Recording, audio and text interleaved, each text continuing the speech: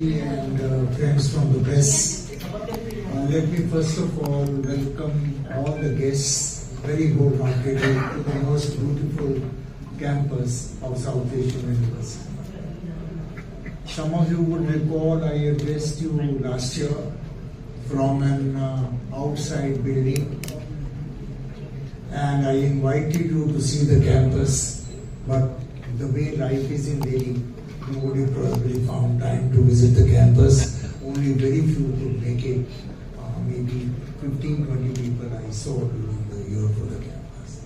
Then we thought this year let's sort of persuade you to come physically to the campus of the university to have a feel of it. Because virtual tour has its own meaning, but physical tour of the campus has its own meaning.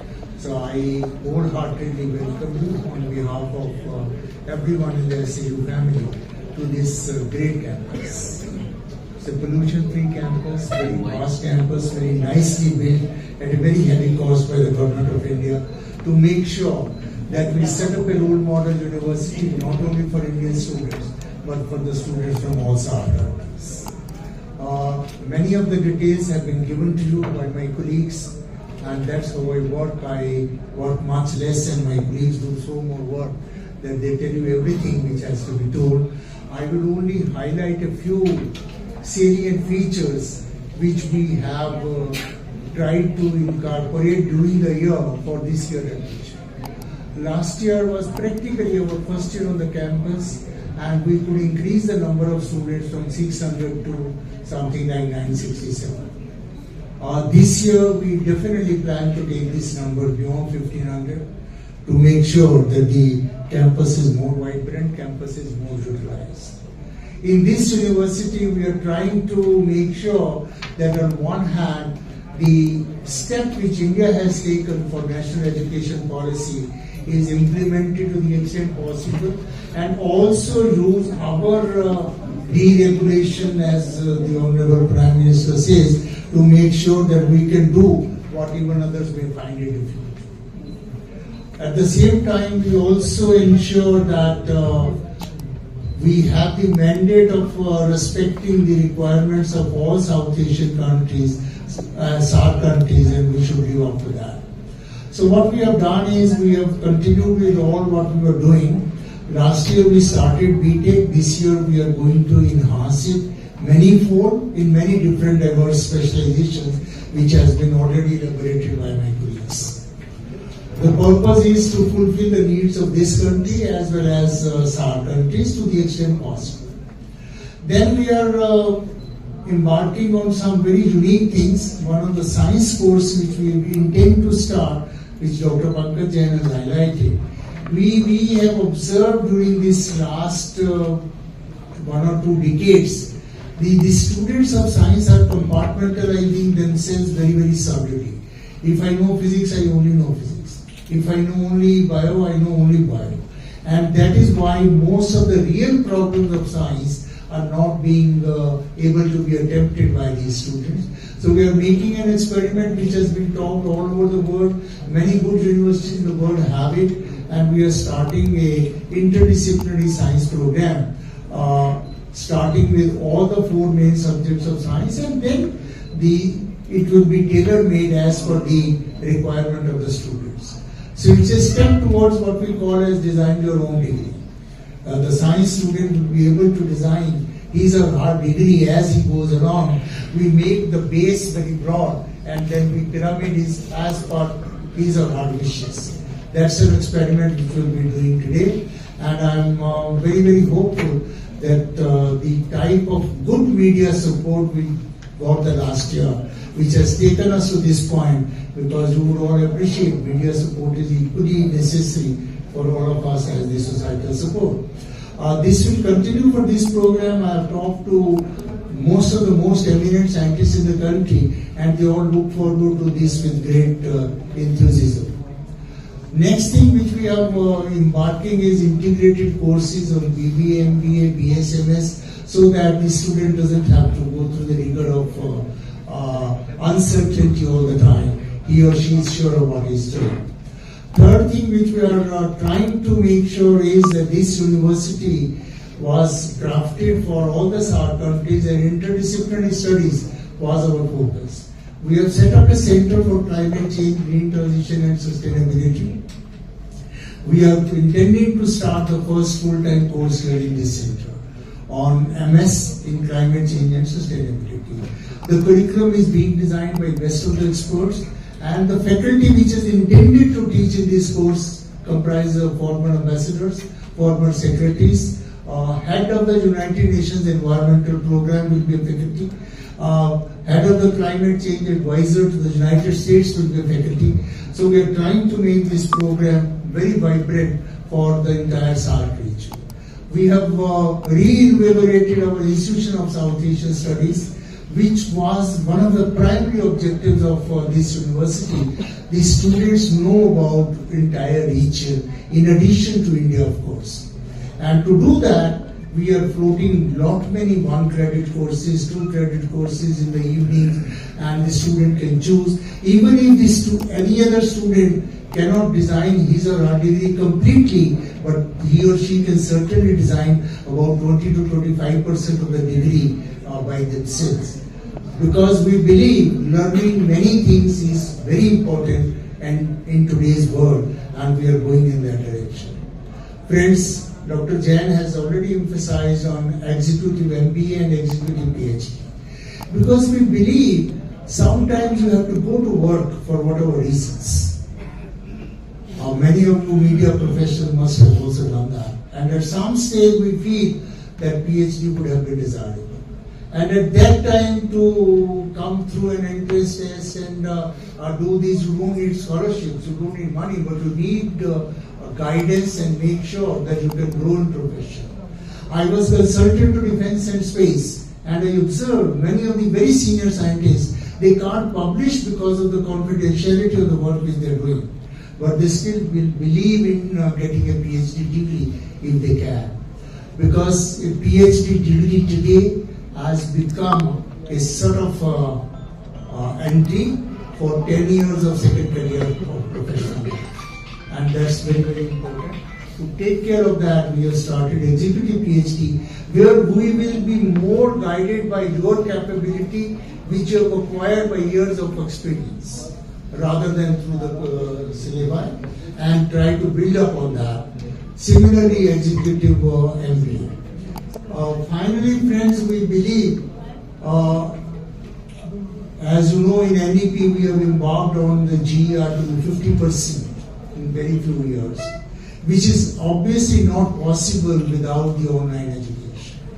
Therefore, we are also embarking upon virtual campus of the university, where we go in for online education.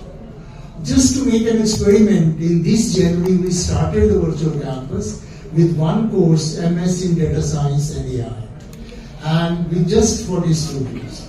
But I'm so happy to report and share with all of you that all these 40 students, or most of these 40 students, are very senior professionals who have joined this course.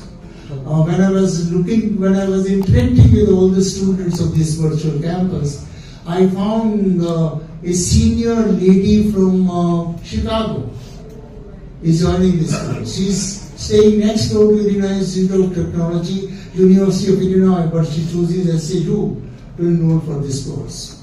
That gives us a hope and a confidence that in this university we can still attract the best students, and that would be our aim always. Numbers, yes, because we need it for this country, we need it for the SAARC region, but more than the numbers, we get the better students, we get the best of faculty which we have, and we provide best of the infrastructure to make sure that we can serve this great country and also this region where the academic leadership of India is by and large a natural process which this university will help to translate. One of the objectives of this university was also to try and make sure that our countries are culturally closer, socially closer, which is natural, and whatever little humble bit we are able to do, we will continue to do that.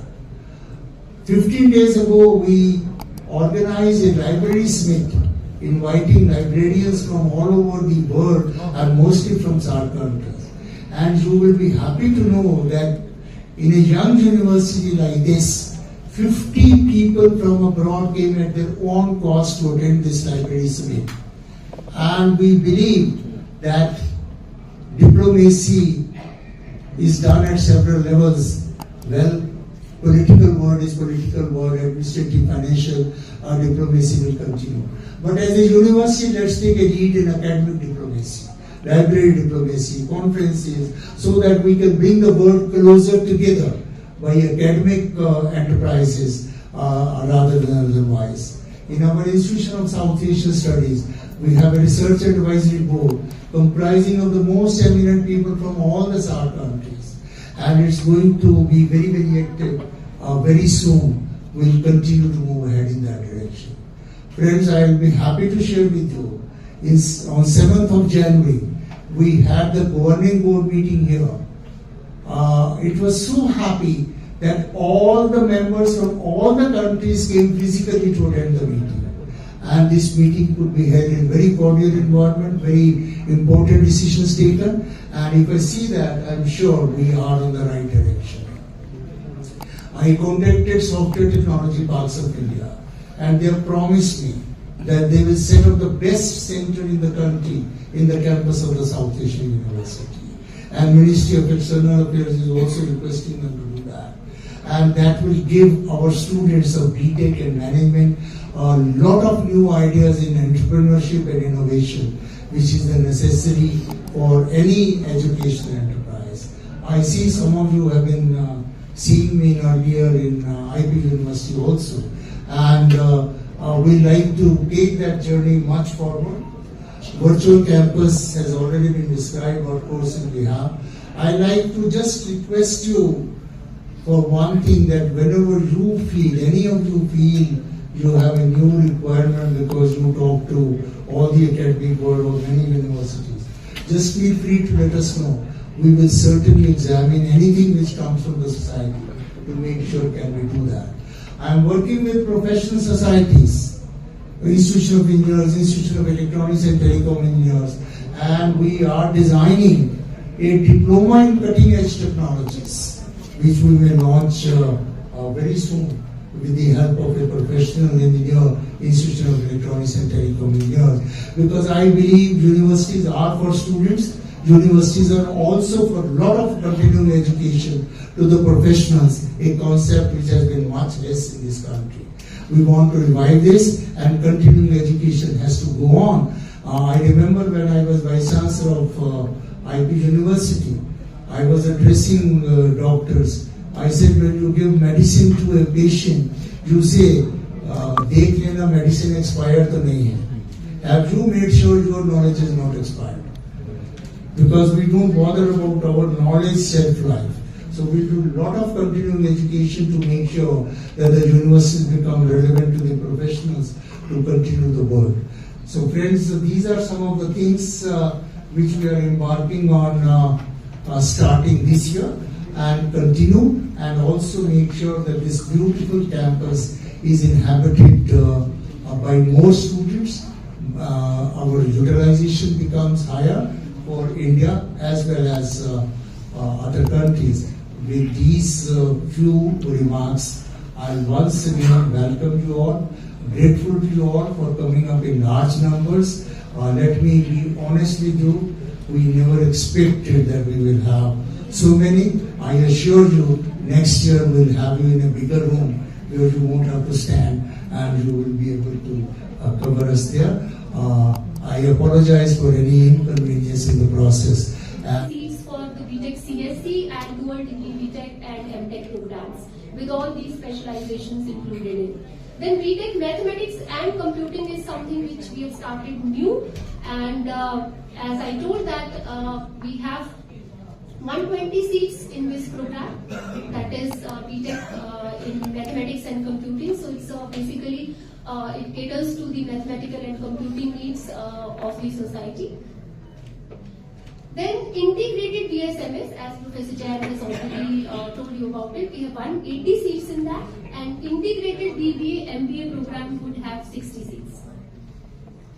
Now if I talk about the master's programs, in case of our our master's program, we started with MS Mathematics also in addition to our applied mathematics course. Then we have 60 seats almost in all, but in case of LLM we have 120, and in case of MBA we have 120. In MS Climate Change and Sustainability we are starting up with 30 seats as of now. Now if I talk about the research programs, as I told you, we have 50 seats in all, and media, arts and design, physics, and then climate change are the new areas we are floating in the research programs.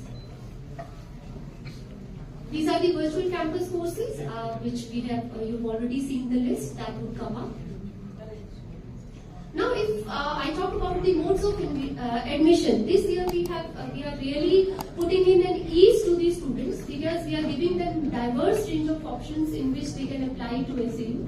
One is through SAU entrance test mode, that has always been there, but this time we are introducing the direct mode for all the students. In case the student belongs to India, all the national level eligibility test scores would be considered. We'll consider CUET, we'll consider CAT, SAT, NET.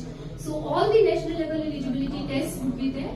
For other South nations, candidates will consider their national level eligibility test as well as will consider the marks obtained in the qualifying examination also. These are the test centers in India if the student wants to appear in the test center. So these are the test center lists where the student can appear for the physical tests in India. While in case of non-Indian student, they can sit at their home and they can appear in our entrances through the proctored based online AI based test. Now this is the schedule of the entrance test, and that has been updated on the website also. The students can see. We have grouped certain categories of the entrance test, like for BTech, all the BTech programs integrated, MSc, MTech, there are certain programs which have been grouped, and for that a common entrance test would be there, and this schedule is very much available on our website. We have aligned the timings of the entrance test to all the South nations, and the students can appear so that the students can appear parallelly in the entrance test, whether they are appearing physically or whether they are sitting at their home and appearing in the proctored based test. This is the fee structure that we have. There are some components for one-time fee, and there are some components for the semester fee, and again that is available if you want to check in the details. You can visit our website. These are the scholarships. We have been very generous in giving these scholarships. If a student is meritorious and needs a scholarship, I think they are welcome to come to SAU. And if I talk about the last year data, 353 scholarships. The students, 353 students have benefited out of the various scholarship schemes that we had. We had SAU President Scholarship, SARC Silver Jubilee Scholarship, SAU Merit Scholarship, SAU Free Ship with Stipend, SAU Free Ship without Stipend, SAU PhD Scholarship, and STS for PhD students. In terms of the students have benefit in terms of monthly stipend, tuition fee waivers, hostel fee waivers, startup allowance, backup allowance. So all these things have been a part of our scholarship scheme earlier. So with this, I thank you all for joining this, and I hope the entire details would help the students in India and across the South nations.